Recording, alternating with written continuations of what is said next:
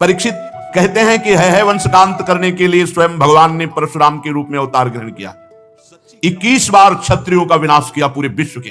राजा परीक्षित ने पूछा, प्रभु क्या अपराध हो गया क्षत्रियों से कि भगवान परशुराम जी ने 21 बार घूम घूम करके पूरे भूमंडल से क्षत्रियों का विनाश किया। श्री सुखदेव जी महाराज कहा कि परीक्षित, ये उन दिनों की बात है जिस समय है वंश का अधिपति शास्त्राबाहु अर्जुन, वो एक महान बलवान श्रेष्ठ राजा था। और खास बात, उसने दत्तात्रेय जी को प्रसन्न कर लिया था, अवधूत शिरोमणि दत्तात्रेय जी, और उनसे 1000 भुजाएं, कभी शत्रु से युद्ध में पराजित ना होना, कभी कोई ऐश्वर्य की कमी ना होना, जो इच्छा करे वो प्राप्त हो जाना, ये सब वरदान प्राप्त किए थे भगवान दत्तात्रेय जी से।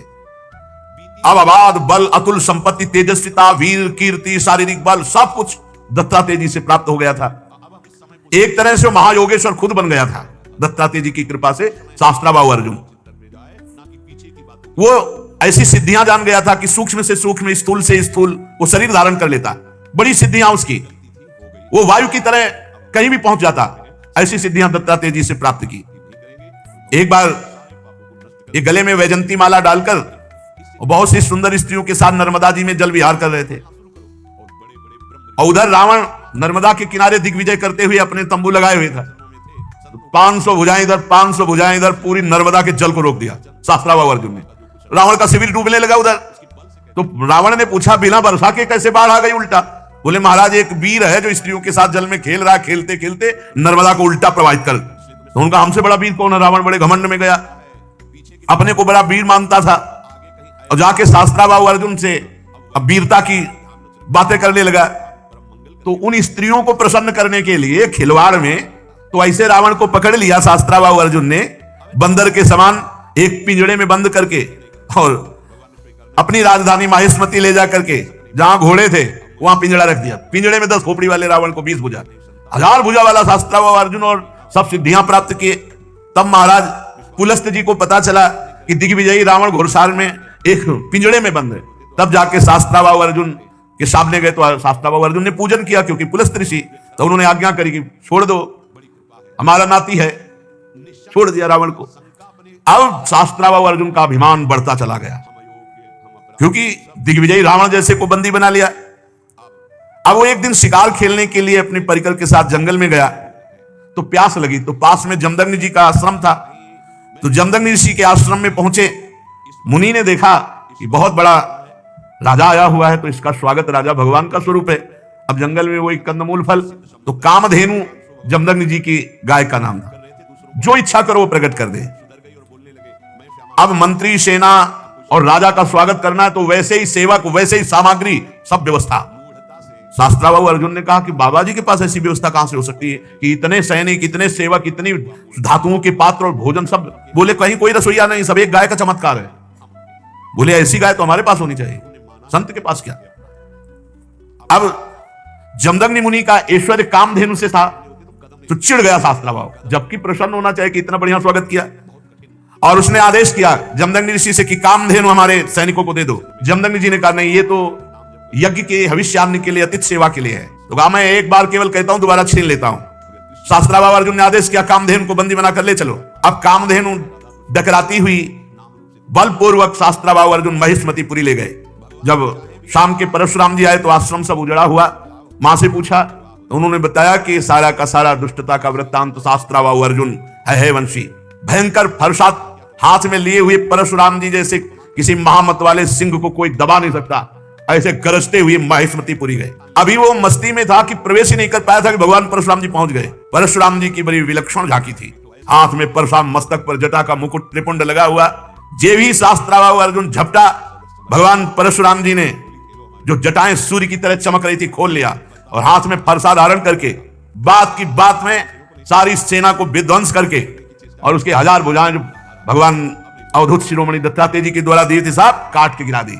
हर्षे का ऐसा प्रहार कि कोई सामने नहीं बचा, बाहें जांघें सब काट काट के।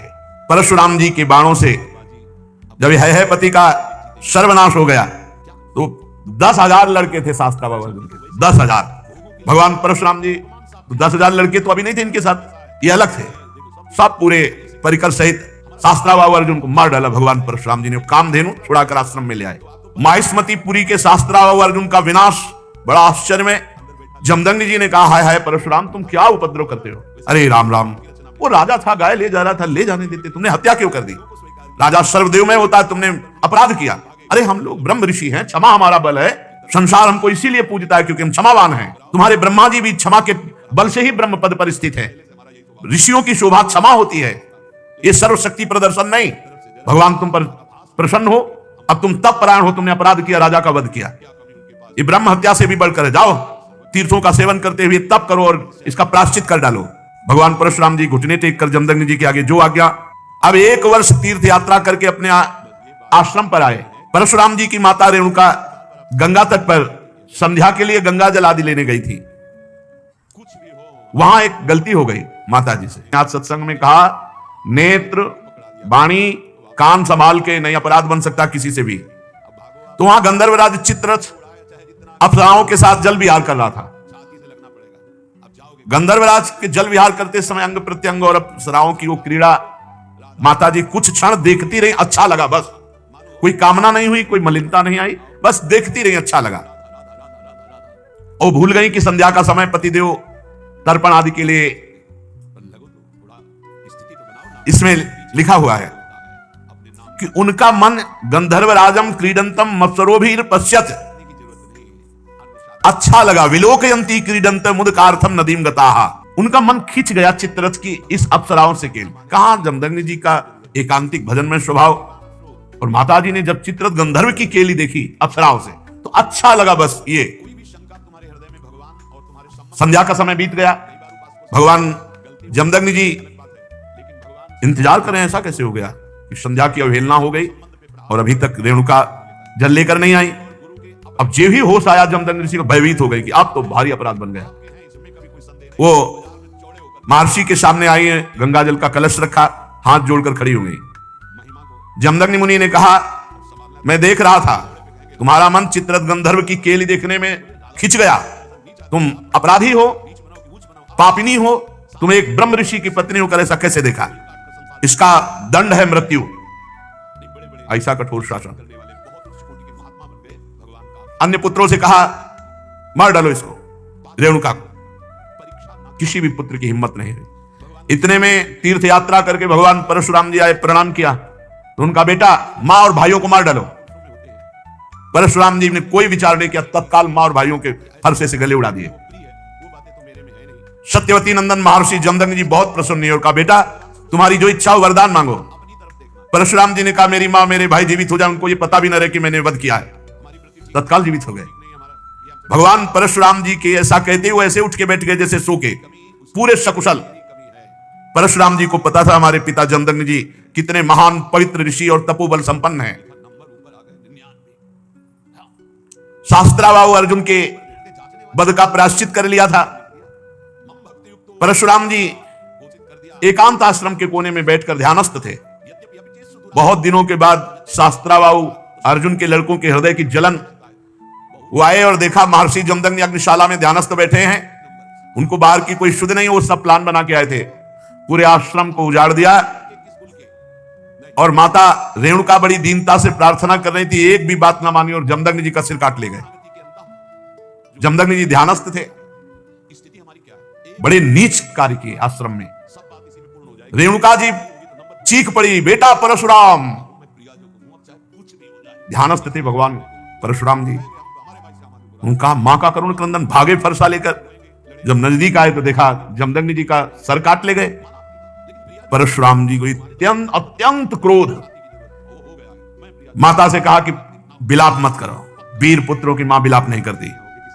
आज मैं प्रण करता हूं कि विश्व में क्षत्रियों का संहार कर डालूंगा, एक भी क्षत्रिय विश्व में नहीं रहेगा। अभी पीछे जो आप चरित्र सुन रहे थे उनमें एक घाघरा के नीचे माई के बालक क्षत्रिय छुपा लिया गया था। जंग ताल जंग, वो क्या उनका नाम विस्मरण हो रहा, जंघा में के पास छुपा लिया था, वही केवल बचा था, उसी से क्षत्रिय वंश चला। पीछे चर्चा में भी आया था। भगवान परशुराम जी ने भगवान शंकर का स्मरण करके संकल्प लिया कि विश्व में क्षत्रिय नहीं रहने देंगे। परशुराम जी माहेश्मतीपुरी में गए और 10,000 पुत्रों के अलग अलग सर काट करके रख दिए और पूरे नगर का विनाश कर दिया। भारी पर्वत ऐसे सिर का मुंड ऐसे इकट्ठा कर दिए काट काट के, और कहते जाते ब्रह्मघाती तुम्हारा विनाश परशुराम करेगा। रक्त की नदी बहा दी इतने काटे। जो राजा थे, क्षत्रिय थे, ब्राह्मण द्रोही क्षत्रियों का हृदय कांप उठा। भगवान वर्तमान में जो क्षत्रिय असुर स्वभाव वाले हो गए थे, उनके विनाश के लिए ही प्रकट हुए थे। इसलिए अपने पिता जमदग्नि के वध का निमित्त बनाकर 21 बार, एक बार घूम के काट डाला, फिर 2 बार घूम के, 21 बार पूरे विश्व में घूम करके 5 तालाब समंत पंचक में रक्त के बना दिए, काट काट के। और फिर अपने पिता का सर जो सुरक्षित रखा हुआ था माता के पास, जोड़ा और पुनः जीवित कर दिया। पहले 21 बार क्षत्रियों का विनाश किया, फिर अपने पिता का सर लाके जोड़ा, और फिर बाद में सबके प्रायश्चित के लिए यज्ञ की और 7 दिशाएं जीत करके ब्रह्म ऋषियों को दान कर दी। इसके बाद यज्ञांत स्नान किया और समस्त पापों से मुक्त होकर मेघरहित सूर्य के समान तेजस्वी परशुराम जी, जमदग्नि जी को स्मृति रूप संकल्प में शरीर की प्राप्ति हुई। भगवान परशुराम जी से सम्मानित होकर सप्त ऋषियों के मंडल में 7वें ऋषि होकर आज भी विराजमान है। परीक्षित, कमल लोचन जमदग्नि नंदन भगवान श्री हरि परशुराम बनकर के आए और क्षत्रियों का विनाश करके जगत का मंगल किया। आज भी भगवान परशुराम जी विराजमान है महेंद्राचल पर्वत पर बड़े शांत स्वरूप। सिद्ध गंधर्व चारण उनके चरित्रों का गान करते हैं। सर्वशक्तिमान विश्वात्मा भगवान श्री हरि जब राम रूप में अवतार लिए और जब धनुष भंग हुआ तो अजगौ का खंडन सुनकर परशुराम जी के हृदय में क्षोभ हुआ कि फिर कोई क्षत्रिय ऐसा पैदा हुआ, क्योंकि वो सब विनाश लीला करके शांत, कौन ऐसा पैदा हो गया जो हमारे गुरु का अजगौ खंडन कर दिया। अब ध्यान के द्वारा, फोन से तो मतलब नहीं, ध्यान के द्वारा देखा, बोले विदेहराज जनक की नगरी मिथिला पहुंच गए, इनके चलने से ही पृथ्वी कांपती थी। देख ले कि परशुराम जी आ रहे हैं तो मतलब जितने भाग पाए नहीं, चरणों में लौट जाते थे अपने बाप बाबा का नाम लेते हुए। ऐसा सहज चितवन मनोहु रिसाने, ऐसे देख लिए तो समझ गए हमारी आयु पूरी हो गई। कोई भी हो, ऐसा रुद्र रूप भगवान परशुराम का। पिता सहित नाम लेकर सब दंडवत प्रणाम। महाराज जनक भी सब सीता जी को लाके, विश्वामित्र जी राम लक्ष्मण को लाके दंडवत कराई। भगवान परशुराम का जनक, इस सभा में कौन ऐसा है जो हमारे गुरु भगवान शंकर के अजगौ का खंडन करने वाला है? सारी सभा उसको छोड़कर अलग हो जाए या वो सभा को छोड़कर अलग हो जाए? नहीं, अभी सारी सभा मारी जाएगी। अब तो कोई उनके ये थोड़ी था कि केवल भाषण ही दे रहे हैं। उन्होंने 21 बार क्षत्रियों का, पूरी जनकपुरी में हाहाकार मच गया। जानकी जी को एकांत लेकर उनकी माता रोने लगी, सब बन गया था, बिगड़ गया। नहीं तो बढ़िया बन गया था, अजगौ खंडन हो गया। राम जी के साथ सिया जी का ब्याह, हार उलरे चलाए दे रहे थे परशुराम जी। लक्ष्मण जी ने कहा, महाराज थोड़ा शांति धारण करो। शांति, ऋषि का स्वरूप शांत, घोर वेश धारण किए हुए हो, कैसे बार बार? ये ऋषियों की मर्यादा। अरे ये किसका लड़का है? हमको समझा रहा है परशुराम जी, हमको समझा रहा है। हमारा गीत ना विश्वामित्र जी का बता दो हम कौन है। लक्ष्मण जी ने कहा, गुरु जी के बताने की जरूरत है, आप कई बार बता चुके हो। आपने तो अपने मुख से कई बार बताया कि आपने फरसा से क्षत्रियों को काटा, ये वो खूब बता चुके हो। महाराज, यहां कुमड़ बतिया को नाही जे तर्जनी देख मर जाही। ये बार बार उलरो मत, गुस्सा मत दिखाओ। यहां कुम्हड़ा की बतिया नहीं कि तुम्हारी तर्जनी उंगली देखने से हम, महाराज हम रघुवंशी हैं।